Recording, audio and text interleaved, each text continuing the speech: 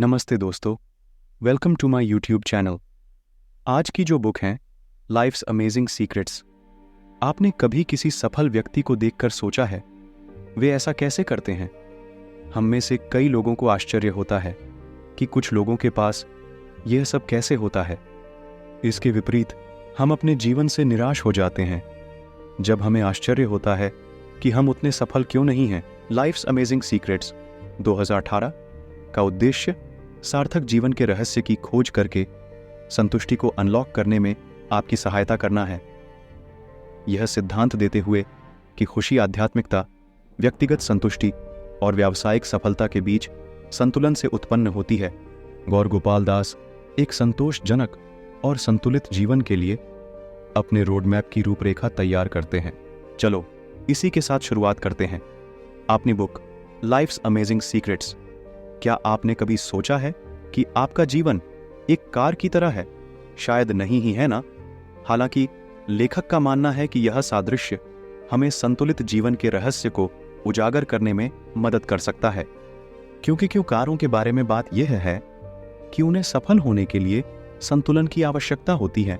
इसीलिए एक कार की चारों भुजाओं को सहारा देने के लिए 4 टायर होते हैं।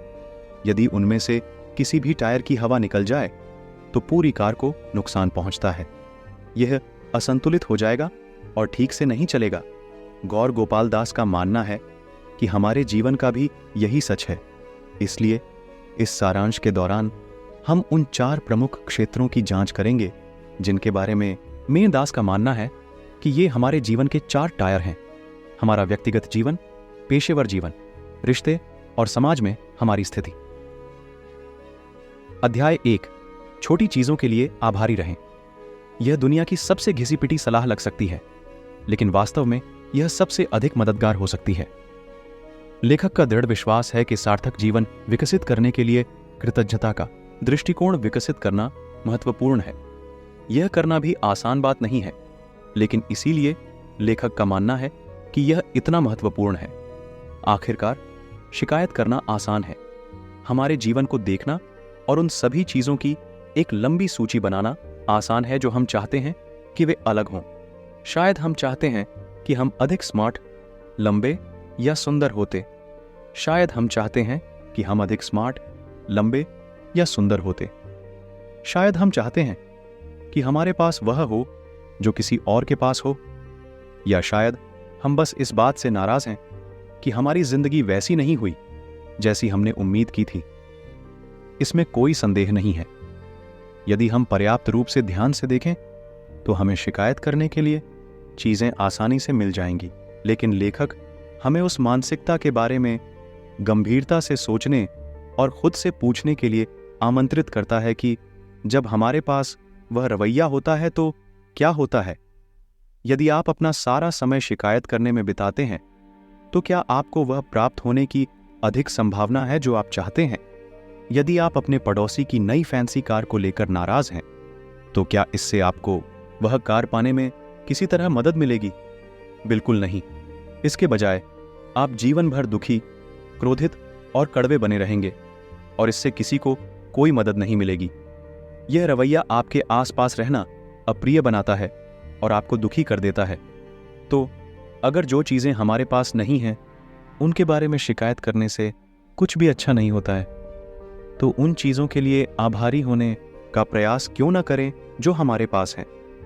निश्चित रूप से कृतज्ञता का रवैया विकसित करने में थोड़ा प्रयास करना पड़ सकता है, लेकिन शिकायत के विपरीत यह साबित हो चुका है कि बहुत सारी अच्छी चीजें सकारात्मक दृष्टिकोण से आती हैं।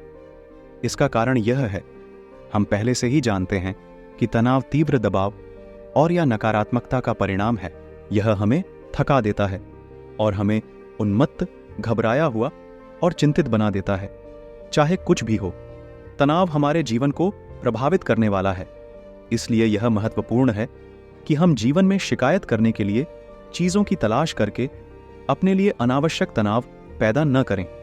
और क्योंकि हमारे जीवन को सभी तनावों से छुटकारा दिलाना असंभव है, इसलिए यह बेहद महत्वपूर्ण है कि हम जिस तनाव का सामना करते हैं उससे निपटने के लिए सकारात्मक तरीके खोजें।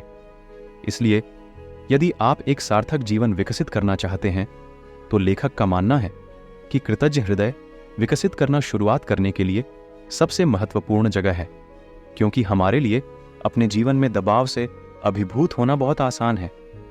हमें उस नकारात्मकता को बार बार छोटी छोटी खुशियों से संतुलित करने की आवश्यकता है।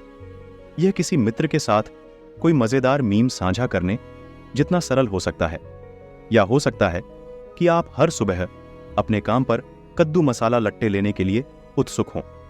यदि आप अपने जीवन पर करीब से नजर डालें तो संभवतः आपको हर दिन आभारी होने के लिए लाखों छोटी छोटी चीजें मिलेंगी, वे चीजें जिन्हें आप आमतौर पर हल्के में लेते हैं। खुशी के ये छोटे छोटे पल कुछ भी हो सकते हैं और ये हर व्यक्ति के लिए अलग अलग होंगे, लेकिन इससे कोई फर्क नहीं पड़ता कि आपको क्या खुशी मिलती है। महत्वपूर्ण बात यह है कि आप उन क्षणों और उनके लिए अपनी कृतज्ञता को विकसित करें, क्योंकि जब आप उन चीज़ों को देखते हैं जिनके लिए आपको आभारी होना चाहिए, तो आप पाएंगे कि जीवन के प्रति आपका दृष्टिकोण बेहतर हो गया है। आप यह भी पाएंगे कि खुशी के वे क्षण आपके तनाव को कम करने वाले हैं और उस छोटे फ्यूज को फिर से सेट करने वाले हैं जो हम में से कई लोग तनावपूर्ण कार्य दिवस के दौरान जमा करते हैं। वे आपको सकारात्मक पर ध्यान केंद्रित करने में भी मदद कर सकते हैं, जो तनाव को कम करने के लिए महत्वपूर्ण है। क्योंकि आइए इसका सामना करें, इसकी अत्यधिक संभावना नहीं है कि कोई भी अपनी नौकरी या जीवन के हर एक पहलू से प्यार करता हो। यहां तक कि अगर आप कृतज्ञ भावना बनाए रखने की कोशिश करते हैं तो भी कुछ ऐसा होगा जिसे करने से हम नफरत करते हैं, कुछ ऐसा कार्य जो नासमझी भरा और अनावश्यक लगता है। और इसीलिए कृतज्ञता का दृष्टिकोण विकसित करने के लिए अतिरिक्त मेहनत करना महत्वपूर्ण है। कभी कभी यह दूसरों की तुलना में कठिन हो सकता है और कभी कभी हमें किसी नापसंद काम पर ध्यान केंद्रित करना मुश्किल हो सकता है, लेकिन अगर हम जितना संभव हो सके अपने जीवन के सकारात्मक पहलुओं पर ध्यान केंद्रित कर सकें तो हम अपने समग्र दृष्टिकोण में सुधार कर सकते हैं। उदाहरण के लिए, हो सकता है कि आप वास्तव में अपनी नौकरी के एक निश्चित हिस्से से नफरत करते हों, वो शायद इसमें कुछ भी सकारात्मक नहीं है और आप हमेशा इससे नफरत करते रहेंगे। लेकिन हो सकता है कि वह कार्य आपके लिए कुछ बेहतर करने की दिशा में एक कदम मात्र हो। हो सकता है कि एक बार जब आप उस कौशल में महारत हासिल कर लें तो आप उस नौकरी पर आगे बढ़ सकें जो आप वास्तव में चाहते हैं, या हो सकता है कि यह केवल बिलों का भुगतान कर रहा हो और आप इसके लिए आभारी हो सकते हैं। इन छोटे छोटे तरीकों से अपना नजरिया बदलना शायद ज्यादा अच्छा न लगे, लेकिन इनके परिणाम स्वरूप काफी अंतर आ सकता है। वास्तव में यदि जीवन के प्रति आपका दृष्टिकोण थोड़ा और भी सकारात्मक हो जाता है तो यह आपके तनाव को कम कर सकता है और आपके मानसिक और शारीरिक स्वास्थ्य में सुधार कर सकता है। तो वास्तव में रुकने और गुलाबों को सूंघने के लिए कुछ समय निकालें। अपने दोस्त को एक चुटकुला सुनाओ, अपने आप को एक कपकेक खिलाएं और जब आप हर रात सो जाएं तो उन सभी चीजों की मानसिक सूची बनाने का प्रयास करें जिनके लिए आप आभारी हैं। ये छोटी छोटी सकारात्मक बातें घिसी पिटी लग सकती हैं, लेकिन याद रखें कि हमारा दिमाग मूल रूप से कंप्यूटर है। हमारे पास सूचनाओं की एक विस्तृत श्रृंखला के साथ उन्हें प्रोग्राम करने की शक्ति है। इसलिए यह हमें चुनना है कि हम चाहते हैं कि हमारा दिमाग सकारात्मक या नकारात्मक पर ध्यान केंद्रित करे। यहां तक कि साधारण चीजें, जैसे कि हम जिन विचारों पर ध्यान केंद्रित करते हैं और जिन दृष्टिकोणों के साथ हम अपने दिन बिताते हैं, वे हमारे मस्तिष्क को प्रोग्राम करने में बहुत मदद करते हैं। इसलिए यदि आप छोटी खुशहाल आदतें बनाना शुरू करना चाहते हैं तो अपने मस्तिष्क को अच्छे पक्ष को देखने के लिए प्रोग्राम करके शुरुआत करें। अध्याय 2, माइंडफुलनेस के माध्यम से शांति ढूंढना। क्या आप स्वयं को आध्यात्मिक व्यक्ति मानते हैं? बहुत से लोग खुद को आध्यात्मिक या धार्मिक नहीं मानते क्योंकि उनका मानना है कि सार्थक जीवन का अनुभव करने के लिए आध्यात्मिकता आवश्यक नहीं है। हालांकि लेखक का मानना है कि यदि आप एक खुशहाल जीवन का रहस्य खोलना चाहते हैं तो अपने आध्यात्मिक जीवन को विकसित करना महत्वपूर्ण है। और माइंडफुलनेस शुरुआत करने के सर्वोत्तम तरीकों में से एक है। सचेतनता का अभ्यास करने के लिए आपको धार्मिक होने या किसी विशेष देवता में विश्वास करने की आवश्यकता नहीं है। ऐसा इसलिए है क्योंकि माइंडफुलनेस किसी एक धर्म को केंद्र में रखे बिना ध्यान और आध्यात्मिक जागरूकता पर केंद्रित है। हालांकि ध्यान जैसी प्रथाएं वर्तमान में प्रचलन में हैं और कुछ लोग इसे अगली बड़ी सनक के रूप में खारिज करना चाह सकते हैं, लेकिन सच्चाई यह है कि ध्यान इंस्टाग्राम योग मुद्राओं से कहीं अधिक है। वास्तव में यह आपके मस्तिष्क के लिए एक कसरत की तरह है, और जैसे कसरत उपकरण आपके शरीर के विभिन्न हिस्सों के व्यायाम में मदद करने के लिए डिजाइन किए गए हैं, वैसे ही विभिन्न मानसिक स्वास्थ्य लक्ष्यों को पूरा करने में आपकी मदद करने के लिए अलग अलग ध्यान अभ्यास भी हैं। अपनी भावनात्मक बुद्धिमत्ता को मजबूत करने के लिए सबसे अच्छे वर्कआउट में से एक माइंडफुलनेस नामक अभ्यास है। ये हमारी एकाग्रता में सुधार करके और हमारे ध्यान और मेटा ध्यान दोनों को प्रशिक्षित करके काम करता है। आप नहीं जानते होंगे कि ध्यान दो अलग अलग प्रकार के होते हैं, लेकिन होते हैं, और वे दोनों ही हमारे ध्यान को तीव्र करने में अत्यंत महत्वपूर्ण है। ध्यान सतर्क रहने और हमारे चारों ओर क्या हो रहा है उस पर ध्यान केंद्रित करने की स्थिति। इसका तात्पर्य तब होता है जब लोग हमसे कहते हैं ध्यान दो, लेकिन मेटा अटेंशन को ध्यान का ध्यान या इस बारे में जागरूकता की स्थिति के रूप में परिभाषित किया जा सकता है कि आप वास्तव में कितना ध्यान दे रहे हैं। इसलिए उदाहरण के लिए, जब आप एक व्याख्यान सुन रहे हैं और जो कहा जा रहा है उस पर ध्यान केंद्रित कर रहे हैं और सक्रिय रूप से नोट्स ले रहे हैं, तो यह ध्यान देना है। लेकिन जब आप भटकने लगते हैं और इस बारे में सोचने लगते हैं कि आप दोपहर के भोजन के लिए क्या करने जा रहे हैं और आप खुद को इस पर बुलाते हैं, तो यह मेटा अटेंशन है। जैसा कि आप कल्पना कर सकते हैं, अपने मेटा अटेंशन को प्रशिक्षित करना आपके दैनिक जीवन में आपकी सफलता के लिए चमत्कार कर सकता है। क्योंकि एक बार जब आप जोनिंग से बाहर जा रहे हों तो नोटिस करने की क्षमता विकसित कर लेते हैं और खुद को वर्तमान में वापस लाते हैं, तो आप लगभग 1000 गुना अधिक होंगे केंद्रित। यदि आप इसका लगातार पर्याप्त अभ्यास करते हैं तो आप अंततः लंबे समय तक गहरी एकाग्रता का अभ्यास करने के लिए खुद को प्रशिक्षित कर सकते हैं, जिससे आपकी उत्पादकता और मानसिक तीक्ष्णता दोनों में वृद्धि होगी और आपको ध्यान केंद्रित करने में मदद करने के अलावा माइंडफुलनेस आपको आराम करने में भी मदद कर सकती है। अपने मन को एकाग्रचित विश्राम का अभ्यास करके आप दिन के तनावों और चिंताओं से अलग हो सकते हैं और अपने दिमाग को साफ कर सकते हैं। वास्तव में एलन वॉलेस, एक मानसिक विश्राम विशेषज्ञ, का दावा है कि माइंडफुलनेस आपके मस्तिष्क को एक प्रकार का फैक्ट्री रीसेट करने और खुशी की अपनी डिफॉल्ट स्थिति में लौटने में मदद कर सकती है, जिस स्थिति में हम जीवन के रास्ते में आने से पहले बच्चों के रूप में शुरू हुए थे। इसलिए यदि आप अभी से अपनी सचेत दिनचर्या शुरू करने के लिए तैयार हैं, तो आप यहां क्या कर सकते हैं? एक आरामदायक बैठने की स्थिति ढूंढकर शुरुआत करें, जहां आप आराम और सतर्क दोनों महसूस करें। एक बार जब आप स्थित हो जाएं, तो 3 धीमी गहरी सांसें लेना शुरू करें और फिर स्वाभाविक रूप से सांस लेना शुरू करें। ऐसा करते समय अपनी सांस लेने पर ध्यान केंद्रित करें, अपनी छाती के उत्थान और पतन पर ध्यान दें और अपने नासिका छिद्रों में हवा कैसी महसूस होती है। उन क्षणों के प्रति सचेत रहें जब आपका मन भटकने लगे और धीरे से अपना ध्यान अपनी सांसों पर वापस लाए। आप इसे 10 मिनट तक या किसी भी समय के लिए कर सकते हैं जो आपके लिए आरामदायक हो। अध्याय 3, अपनी व्यावसायिक क्षमता को अनलॉक करें। सफल लोग समझते हैं कि सफल होने के लिए आपको लगातार अनुकूलन करना होगा, क्योंकि जैसे जैसे आप अनुकूलन करते हैं, आप सीखते हैं कि क्या काम करता है और क्या नहीं। आप अस्वस्थ विचारों और आदतों को अस्वीकार करना और उन्हें बेहतर विचारों से बदलना सीखते हैं।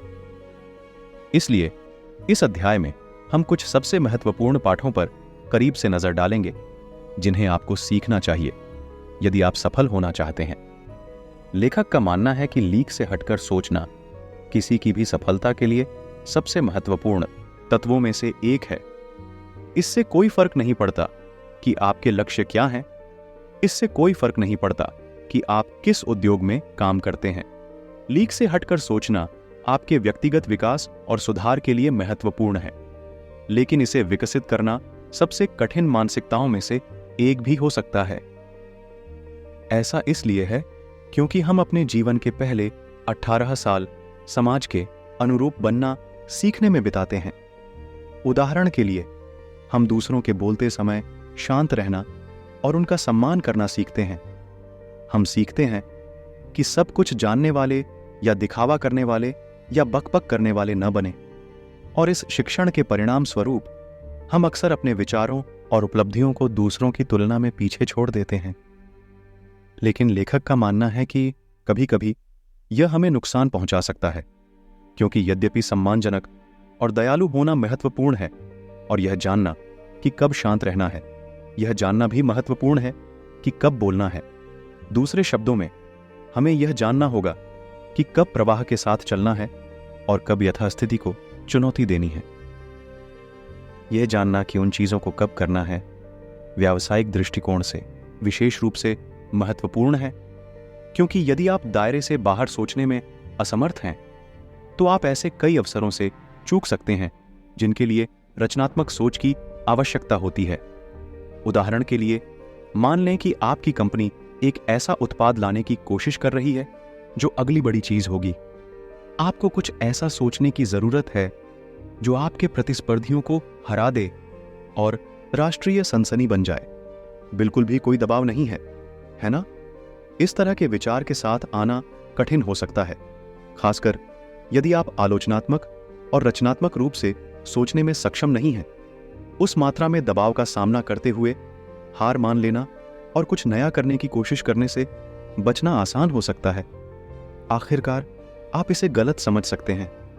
आपके मन में कोई ऐसा विचार आ सकता है जो किसी को पसंद न आए, और ये दोनों चीजें पूरी तरह से संभव हैं। लेकिन यदि आप कभी प्रयास नहीं करेंगे तो एक बात निश्चित है, आपके प्रतिस्पर्धी आपको हरा देंगे, क्योंकि निश्चित रूप से रास्ते में आपके मन में एक या दो बुरे विचार आए होंगे, लेकिन अंत में आपके पास एक बढ़िया विचार होगा। लेकिन यदि आप कभी प्रयास नहीं करेंगे तो आपको कभी पता नहीं चलेगा, और आप हमेशा उन लोगों से पिटेंगे जो प्रयास करते रहते हैं, जो असफलता से डरते नहीं हैं और जो उन अद्भुत विचारों को विकसित करने के लिए आगे बढ़ते हैं। तो अंत में आपका व्यवसाय संभवतः अप्रचलित हो जाएगा। ऐसा कोई नहीं चाहता, और इसीलिए लेखक का तर्क है कि हमारी मानसिकता को अद्यतन करने की आवश्यकता है। आपकी मदद करने के लिए लेखक का मानना है कि आपको सबसे पहले अपनी भावनाओं पर नियंत्रण रखना होगा। मनुष्य स्वाभाविक रूप से उस चीज से डरता है जिसे वह नहीं समझता है। यह एक विकासवादी रक्षा तंत्र है जिसने हमें जीवित रहने और विकसित होने में मदद की है। लेकिन हालांकि यह हमारे निएंडरथल पूर्वजों के लिए मददगार रहा होगा, लेकिन आज इसका मतलब अक्सर यह होता है कि हम नई चीजों को आजमाने में झिझक रहे हैं। ऐसा आमतौर पर इसलिए होता है क्योंकि हम अज्ञात में छलांग लगाने से डरते हैं। हमें चिंता होती है कि हम गलत हो जाएंगे, कि हम असफल हो जाएंगे, या कि हम मूर्ख दिखेंगे। दरअसल कभी कभी हम इतने डरे हुए होते हैं कि कभी कुछ नया करने की कोशिश ही नहीं करते। और इसीलिए यदि आप नई चीजें सीखना चाहते हैं तो आपको अपनी भावनाओं पर नियंत्रण रखना होगा। तो आप इसे कैसे करते हैं? खैर, पहला कदम यह स्वीकार करना है कि विफलता एक अवसर हो सकती है। किसी को भी असफल होना या यह स्वीकार करना पसंद नहीं है कि हमने कुछ बुरा किया है।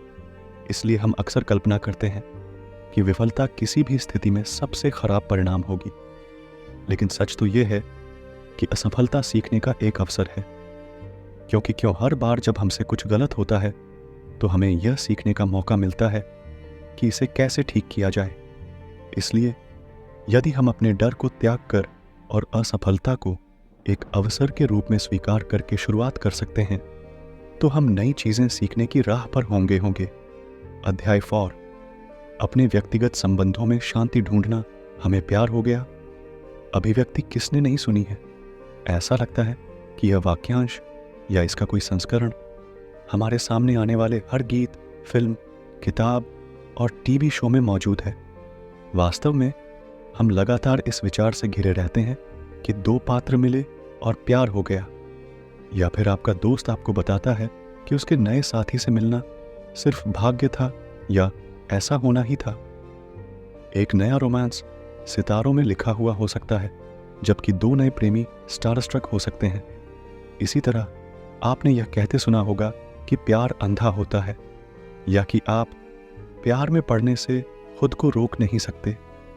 और क्योंकि क्यों, ये वाक्यांश झूठ बोलने जैसे हैं।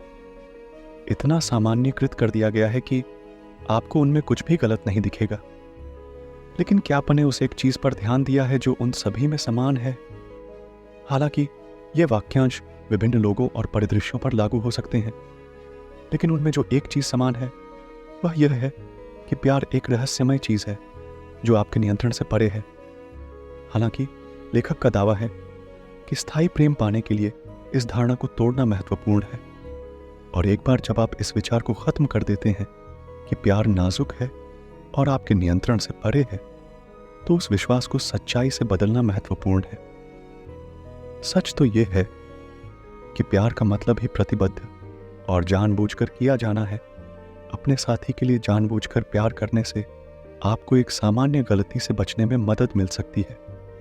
परिकथा कल्पना के लिए गिरना, चाहे आपने इसके बारे में ठीक उन्हीं शब्दों में सोचा हो या नहीं ही, हम सब वहां मौजूद हैं। हम सभी रोमांस फिल्मों या प्रेम गीतों के आनंददायक गीतों द्वारा चित्रित आदर्श छवियों में बह गए हैं। क्योंकि क्यों मीडिया केवल रोमांस की एक तरफा छवि प्रस्तुत करता है, हम अक्सर इस गलत विचार के शिकार हो जाते हैं कि इसे हर समय ऐसा ही दिखना चाहिए। भले ही हम जानते हैं कि वास्तविक जीवन हमेशा सही नहीं होता है, फिर भी कभी कभी हम खुद को अनुचित रूप से निराश महसूस करते हैं जब हमारे पिक्चर परफेक्ट रोमांस का प्रदर्शन परफेक्ट से कम होता है। शायद चमकते कवच वाला आपका शूरवीर खर्राटे भर रहा हो सकता है जब आप एक दूसरे को बेहतर तरीके से जानने लगते हैं तो आपको एहसास होता है कि आपके महत्वपूर्ण दूसरे में कुछ परेशान करने वाली असुरक्षाएं या अनाकर्षक गुण हैं। आपके साथ बिताए पल किसी रोमांस फिल्म के दृश्य की तरह महसूस होना बंद हो जाते हैं, और इस बिंदु पर कई लोग निराश हो जाते हैं और जहाज छोड़ने का फैसला करते हैं।